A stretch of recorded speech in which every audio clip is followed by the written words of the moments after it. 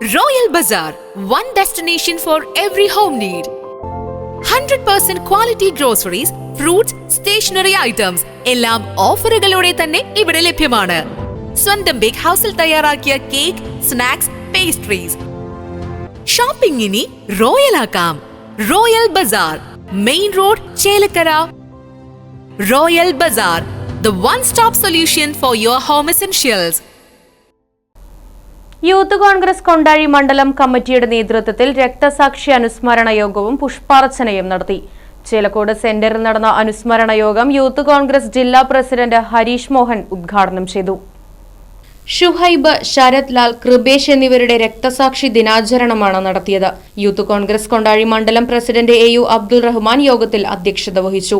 VR Rahul, Shivan Veettikkunnu, Mohanan പാറത്തോടി, M Ayyavu, Lata Narayanankutty, TK Krishnankutty, Vasu, K Sujatha, TM Radhamani, K Sreejith, VM Vivek, PR Greeshma, KV Vijeesh, V Sreejith, Sreeja Vijayan, AB Balagopal, KV Vijayan, KR Anoop, M Sivadasan, MK Sulaiman തുടങ്ങിയവർ യോഗത്തിൽ പങ്കെടുത്ത് സംസാരിച്ചു. നമുക്കെല്ലാവർക്കും അറിയാം, ഈ ഫെബ്രുവരി മാസം എന്ന് പറയുന്നത് നമ്മുടെ സംഘടനാപരമായി വളരെയധികം വേദനാജനകവും ദുഃഖവും മാറുന്ന ഒരു മാസമാണ്. ഈ കഴിഞ്ഞ 2018 ഫെബ്രുവരി 12 സുഹൈബിനെയും 19 ശരത് ലാലിനെയും കൃപേഷിനെയും ഇല്ലായ്മ ചെയ്തത്, CPM-ന്റെ അക്രമ രാഷ്ട്രീയത്തിലൂടെ കൊന്നു തള്ളിയത് ഇവർ അക്രമ രാഷ്ട്രീയം പരത്തിയത് കൊണ്ടോ സാമൂഹ്യ വിരുദ്ധ പ്രവർത്തനങ്ങൾ നടത്തിയത് കൊണ്ടോ അല്ല.